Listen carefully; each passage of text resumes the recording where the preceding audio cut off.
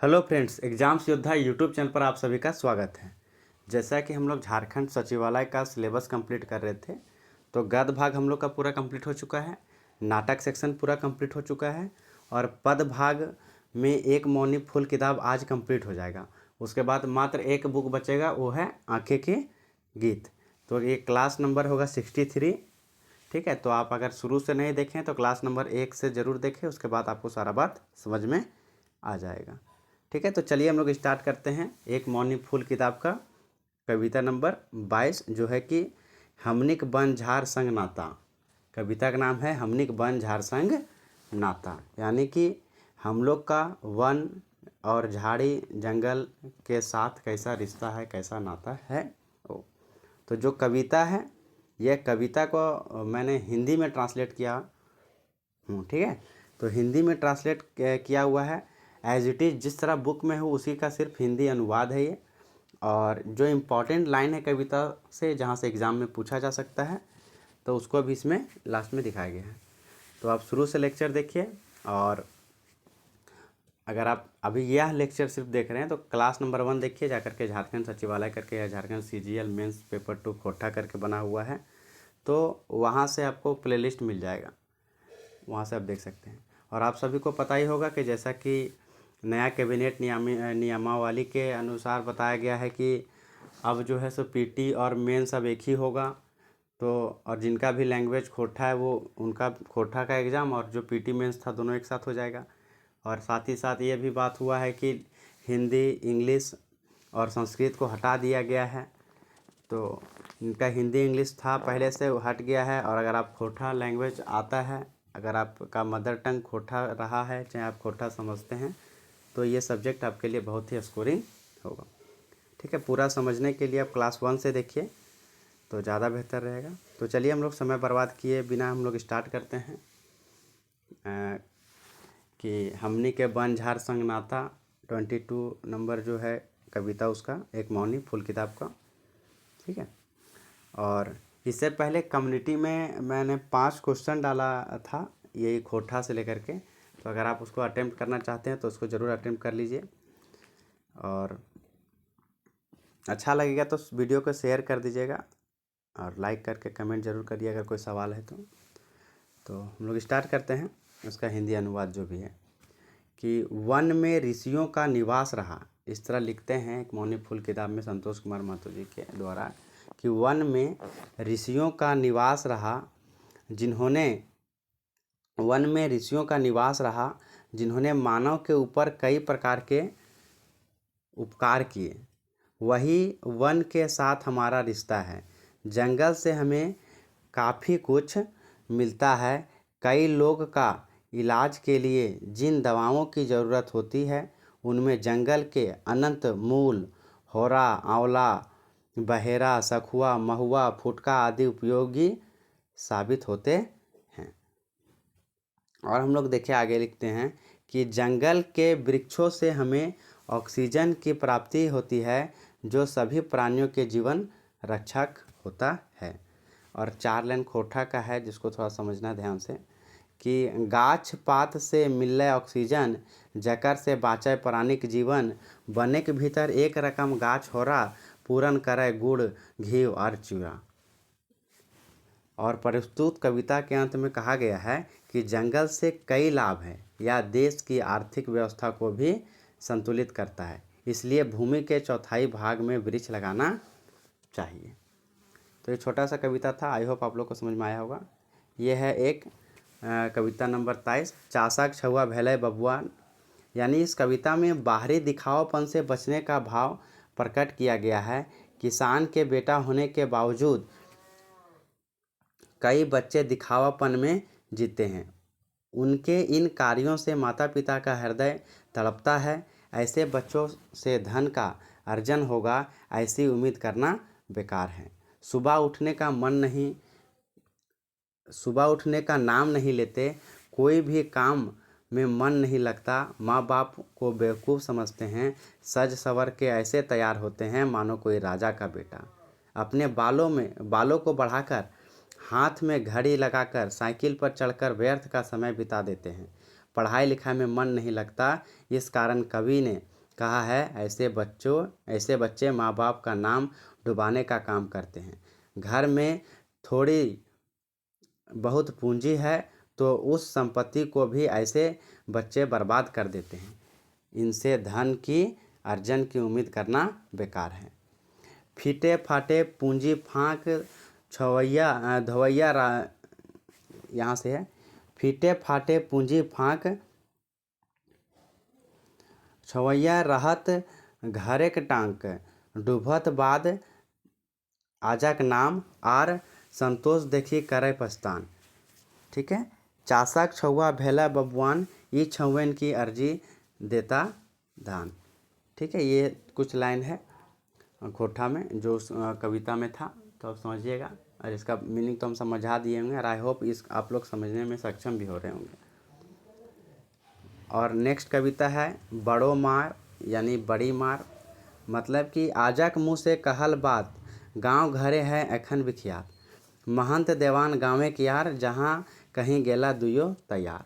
यानी कि हमारे दादा परदादा ने एक बात कहा है, अपमान का बदला सम्मान देकर यदि लिया जाए तो सामने वाले के ऊपर ये बड़ी चोट होती है।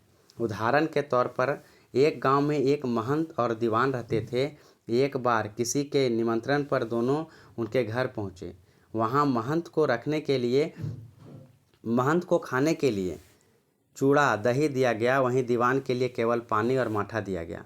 महंत तो खा पीकर स्वयं को सम्मानित महसूस किया, वहीं दीवान इस अपमान का बदला महंत को अपने घर बुलाकर उसे अधिक सम्मान देकर पूरा किया। दीवान ने महंत और उसके रिश्तेदार को चूड़ा और दही खाने को दिया, वो भी भरपूर मात्रा में, और कहा खाने में आप लोग संकोच बिल्कुल ना करें, हम गरीब जरूर हैं, हमें तो माड़ी भी नहीं मिलता, तो फिर दही खाने तो दूर की बात है,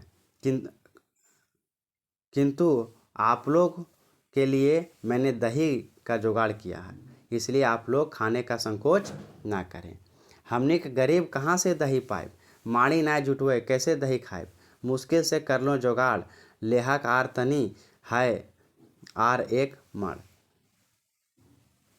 दीवान ने इस व्यवहार से महंत को काफ़ी प्रभावित किया। वह समझ गया कि यह बड़ी मार है, इसे मैं कभी भूल नहीं सकता। ठीक है, अगला कविता है ऐसो होता है बड़ो नुनुक मैट्रिक पास। यानी इस वर्ष बड़ा नुनुक यानी बड़ा बेटा जो है सो मैट्रिक पास होगा, इसका मतलब है। तो प्रस्तुत कविता में एक पिता अपने बड़े बेटे के मैट्रिक पास करने की इच्छा रखते हुए इसके लिए वह कई तरह का प्रयास करता है। शिक्षकों को भी 100 रुपया देकर 8वीं क्लास में नाम लिखवाता है। बड़ी मुश्किल से जोंडरा मड़ुआ गोंदली केंदो आदि बेचकर अपने बच्चे के लिए पढ़ाई के खर्चा को पूरा करता है, क्योंकि शिक्षक ने बेटे के बारे में कहा था आपका बेटा पढ़ लिख कर फॉरेस्ट गार्ड बन सकता है। यदि ऐसा हुआ तो सब दिन खाए दाल भात और चटनी, किंतु ऐसा नहीं हुआ। बेटा मैट्रिक फेल हो गया, दोबारा पास करने के लिए कहा गया। उसी समय कर्मा पर्व आ गया। बेटा का मन विचलित हुआ, इसलिए अब शिक्षकों ने गया पटना मुजफ्फरपुर जाकर उसकी कॉपी बनवाने की, और बेटा पास कर जाए इसके लिए माँ दुर्गा को आधा मुड़ पाठा यानी खसी देने का प्रयास किया जाता है, और उम्मीद किया जाता है कि हमारे मन का आस पूरा होगा, क्योंकि इस वर्ष बेटा जरूर पास करेगा।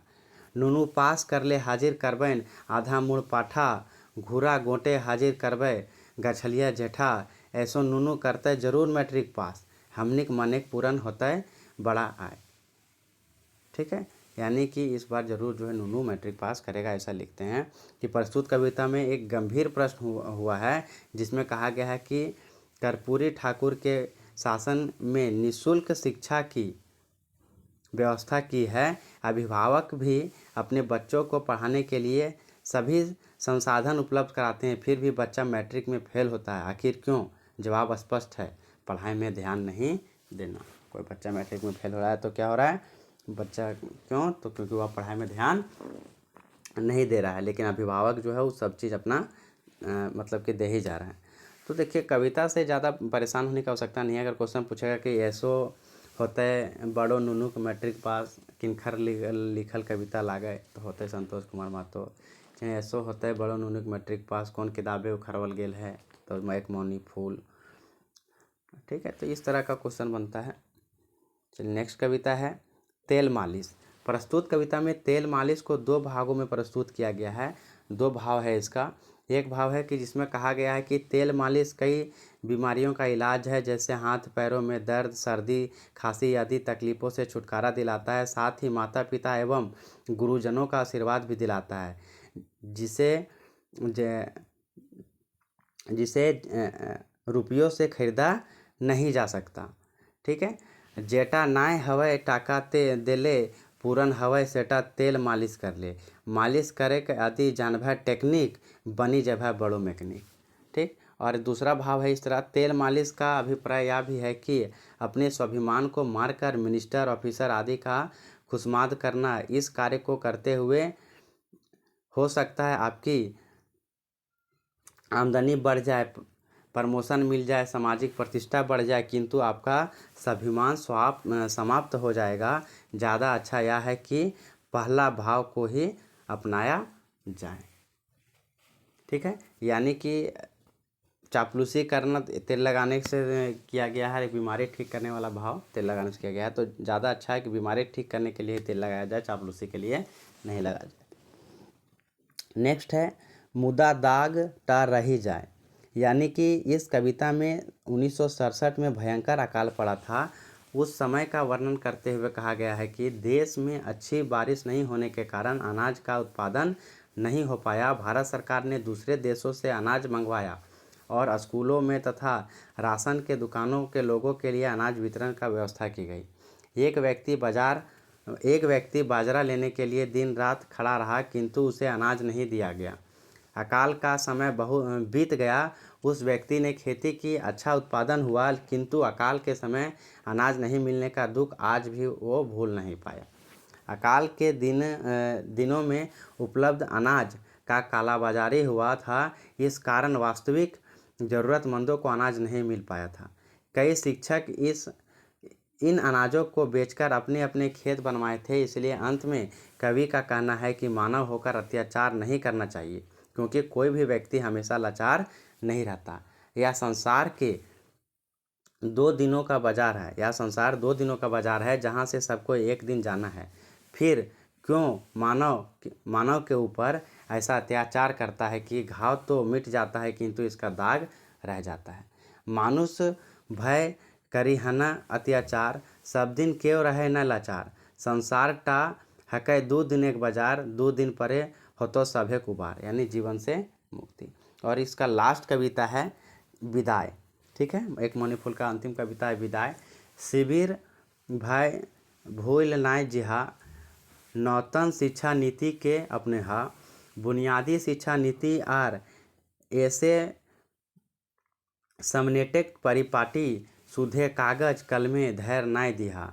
शिविर भय भूल नाय जिहा, माने कि शिक्षक प्रशिक्षण के दौरान शिविर का आयोजन किया जाता है। वहाँ प्रशिक्षण के साथ साथ नई शिक्षा नीति के बारे में बताया जाता है। प्रस्तुत कविता में इन्हीं बातों का वर्णन किया गया है, जिसमें कहा गया है कि बुनियादी शिक्षा के लिए केवल कागजी काम नहीं होना चाहिए, सरकार के द्वारा भी यह प्रयास होना चाहिए कि ऐसी नीति बने जिसमें व्यक्ति को स्वावलंबी बनाया जा सके।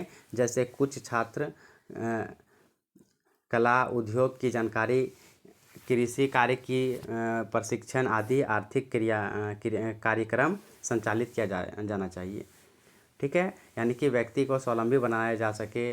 जैसे कुछ छात्र कला उद्योग की जानकारी, कृषि कार्य के लिए प्रशिक्षण आदि आर्थिक कार्यक्रम संचालित किया जाना चाहिए। शिक्षकों से पशु गणना और जनगणना के कार्य नहीं लिया जाना चाहिए, ताकि शिक्षक समाज के निर्माण के अपना भरपूर समय दे सके और आर्थिक रूप से प्रशिक्षण देकर एक सशक्त और स्वावलंबी समाज का निर्माण हो सके। तभी नई शिक्षा नीति सफल मानी जाएगी। ठीक है, तो आई होप आप लोग को ये बात समझ में आया होगा। तो इस प्रकार से हम लोग का पूरा एक मौनी फूल किताब आज कंप्लीट हुआ इस वीडियो में। जैसा मैंने लास्ट क्लास में बताया था कि लास्ट वीडियो इसका एक और आएगा। और आप अगर जेपीएससी का भी तैयारी कर रहे हैं तो जेपीएससी का खोटा का वीडियो एक अपलोड हुआ है, जेपीएससी लैंग्वेज पेपर खोटा का, उसको आप देख सकते हैं और देख के कमेंट कर सकते हैं उसमें और क्या सुधार चाहिए, कैसे कैसे। ठीक है, और उसको एक बार लाइक शेयर ज़रूर कर दीजिएगा। ठीक है। तो और अगर झारखंड से मतलब कि कोई भी एग्ज़ाम का आप तैयारी कर रहे हैं तो आप चैनल को ज़रूर सब्सक्राइब कर लें, क्योंकि आने वाले समय में और बहुत कुछ चैनल पे आपको मिलेगा। तो thanks for watching this video and I please do like share and subscribe my YouTube channel exams योद्धा। एंड एक बार और फिर से धन्यवाद वीडियो को देखने के लिए।